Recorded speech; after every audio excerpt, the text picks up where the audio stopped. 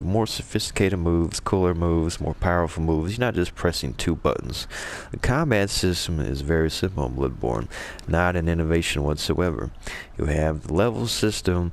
It's not a hard game. It's a really easy game. It's a fun game. It's got great level design, not the best I've ever seen. Great level design. The combat is really flawed. Nowhere near perfect, nowhere near one of the hardest games out there to play. Maybe that wasn't the point, but it pales in comparison to the old classics, I do believe. Those are the two main points that I can think of. You know, those are some of the problems I had with Bloodborne. It's a predictable game after a while, and there isn't much to do after you beat it. So it's nowhere near a 10 out of a 10. It's not the most innovative game. It's just a good game. I'd like to see more games like Bloodborne. There are some challenging sections to it. You know, but whereas Devil May Cry 3 was in some ways a more... I guess you could go either way. I think Bloodborne is really more... It's definitely a game that you want to be on the offensive, but even just, you know, you can go up to an enemy, press the circle button, and dodge almost any attack. The evasion system is also very simple in this game. Once you learn how to fight enemies, you know, you've got their patterns down to a T. There's really nothing they can do to hurt you. And, you know, once again, any game where you can just one-shot or two-shot the bosses, you can see people that have maxed out their characters and they know exactly what to do with certain bosses. Anytime you can do that, I mean, you can just cheese through the whole game, you know. Devil May Cry 3, you gotta suffer. There's a lot of variety. The enemies, you know, yeah, some enemies are Bloodborne. Some will be shooting you, others will be up in your face, but, you know, that's nothing new. The enemies are so fucking easy. You can just go through the whole game, skip almost everything. And I suppose it's designed to do that. It gives you, you know, different options. But, you know, nowhere near. I cannot understand how a game like Devil May Cry 3, Devil May Cry 4, you know, people give a lot of praise to Bayonetta. Well, where do you think that game came from? You know, the creator of Bayonetta was also the creator of Devil May Cry. The original Devil May Cry left the project and the series after a few games. He said Devil May Cry 4 was the influence. I don't understand, you know, what happened to those games. Resident Evil 4, Devil May Cry 3, the greatest games ever made. Both came out in the same year. You know, games will never be the same as those games. But I just wanted to share my thoughts on that, you know. I like Bloodborne. I like games like Bloodborne. I'd like to see Devil May Cry 5, okay? Whereas Devil May Cry 4 was not a disappointment. You know, Resident Evil 5 was a huge disappointment. Resident Evil 6, huge disappointment. Resident Evil 7, not even really a Resident Evil game. There were some great moments. That's something else I could talk about, you know. The lack of a replay factor. Reason Resident Evil 4 was the greatest game of all time. There's so many, on every level it excels. The greatest action game of all time. Automatically the greatest game ever made. Every game is an action game. The difference between a film and a video game. A film is a passive experience. It never asks you to do anything. You just sit there and watch it. A video game, you got a controller. You are controlling what's happening in the game. At least to the point of your own volition. Your character, the protagonist, you can do so many things. You can interact with the world, you know. It's an action game. And truly an action game. It's like Mortal Kombat on steroids. It's so good. The story is really about the modern world. You have ISIS, the Los Illuminados, the Illuminati, if you will. The secret society, they're crazy. They want to take over the world. They want to cut your head off every chance they get. That's ISIS. It's religion. It's the modern world. You have the greatest hero of all time, Leon, what am I saying? Leon S. Kennedy, one of my favorite characters of all time. You save the world, you save the girl, you save the day, you survive the nightmare, all in a day. I mean, and there's romance too, you know. And it's got everything. The greatest survival horror game of all time, the greatest action game of all time, just simply the greatest game, the masterpiece. And it was so good because I beat the game 50 times. It never got old. And Resident Evil 7 had some good moments. Had a really disappointing third act. Everybody knows what I'm talking about. Could have been better. The story doesn't make so much sense. I think, you know, it could have been a lot better. I understood where they were going with, and there were some spooky parts for sure. It's a step in the right direction, but, you know, after so many failed Resident Evil titles, you have to wonder, you know, I consider the series to be dead, you know, and looking back when I was a kid playing Resident Evil 4, you know, it's as good as it ever would be, you know. Obviously, any sequels were highly anticipated, some of the most anticipated games of all time, for sure. And, you know, and now I don't really care so much. But, you know, the next type of game in the Bloodborne series, or what have you, you know, it'll probably be the same shit. I'd like to see Devil May Cry 5, really just for the story. The gameplay, of course, I think they could always find ways to innovate. They've broke open the whole fucking genre. You know, Capcom is one of the greatest studios of all time. Resident Evil 4, I believe, is the all-time greatest game. Fuck Last of Us. That's another thing I want to talk about. So I'm going to get to that in this video as well, because Last of Us is the most overrated game of all time. Alright.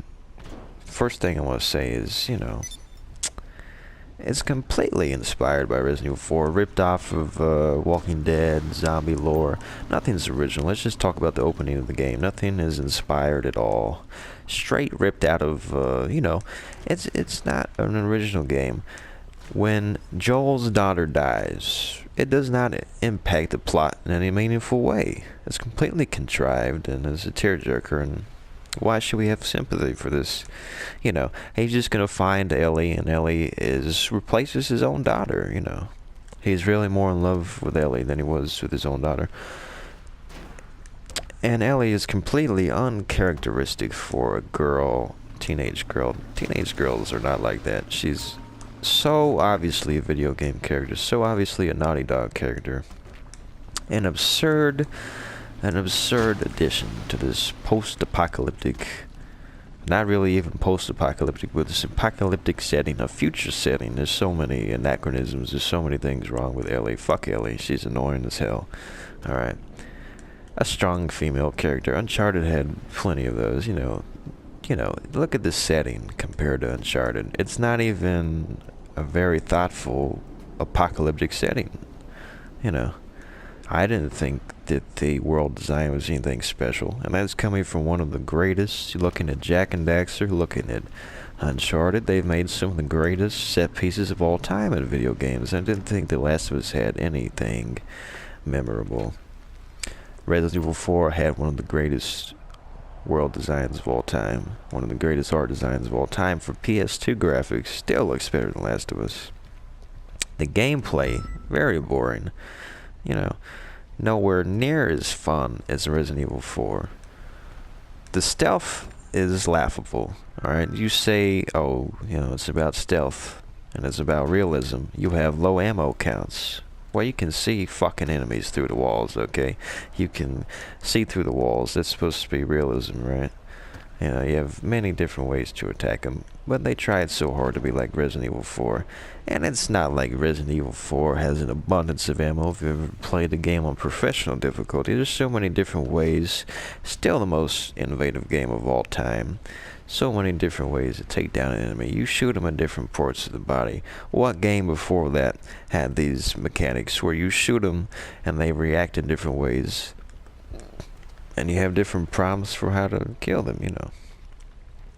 So I thought in the story component, it was completely contrived. It's complete bullshit. All a cliche. Nothing special about the story of Last of Us. I don't understand what everyone's raving about. The gameplay wasn't spectacular either. nowhere near as good as a Resident Evil game. Completely influenced by Resident Evil 4. If there was no Resident Evil 4, there wouldn't be a lot of games. There wouldn't be fucking Gears of War, Dead Space, any of that shit. You can see the influence on GTA. You can see the influence on any third-person game. Definitely any third-person game. On Uncharted, on, you know, Last of Us, little things.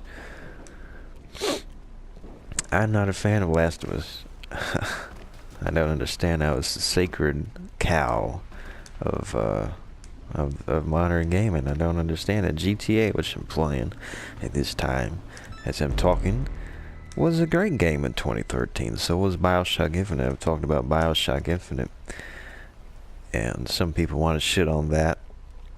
They want to say it was not really innovative compared to the first BioShock. Well, I think it was very innovative. Could only fall short of expectations if you're looking at the work that Ken Levine did. You know, BioShock was an innovator. You know, Last of Us not an innovator. Neither was Bloodborne. Bloodborne was a good game, though. I thought it was fun. I thought there was some mystery involved to it. I don't think the story made much sense. I think they should have just not even tried to have any bullshit lore. I think it was kind of predictable after a while. This is just kind of, I don't know. Not really. It's a good game. I don't know what I'm saying at this point, but they don't make games like they used to make them. And I'd like to see more Resident Evil. I'd like to see more Devil May Cry. Not so much Last of Us 2, you know. I'm going to tell you what happens in Last of Us 2 before it comes out. Either Joel's going to kill Ellie, or I think Ellie's going to kill Joel. I think that's what it's about. Or who the fuck knows. Or it's going to go in a circle and, you know, it's never going to be over, you know. I don't care about the characters. The characters are not interesting to me. Nothing special about them, you know. I don't give a fuck. I thought Nathan Drake and Elena, that was great. You know, they had so much chemistry. Last of Us is just a very depressing game. Depressing not because of the setting, just because of how lousy the fucking game is. Okay. Nothing's great about Last of Us. And go fuck yourself, you know. Go play Resident Evil 4. If you played Resident Evil 4 and you understand what I'm talking about with Resident Evil 4, why it's the most innovative game of all time, you know. Before the most innovative game of the 3D generation, before Donkey Kong, Mario, and all that shit. It has influenced every game that came after it. The greatest game of the 21st century.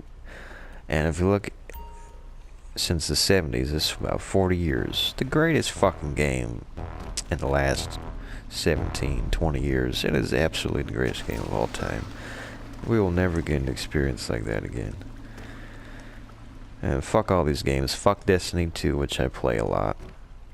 I'm going to say fuck Destiny 2 just as well. I'm going to cut this video off because we're getting, you know, I'm probably not even going to have everything they've said. You know, Resistance Fall of Man was the greatest. That's another video I'm going to have to make. Why Resistance? If you didn't play the game, you have no idea. But just talking about Resistance 2, which is a sequel, which is nowhere, not even half as good as the first game. But I'd rather go play Resistance 2. The kind of games, every fucking game is copied. You know, Call of Duty had to rub its influence off as well on Resistance 2. That's why it was nowhere near as good as the first game, because it tried to be so much like Call of Duty. But do you think about the modern and Destiny, the co-op and all that shit? It's the same principle in Resistance 2. You can see the influence. You can see the influence even in the art design. You know. I miss the old games. That's my point.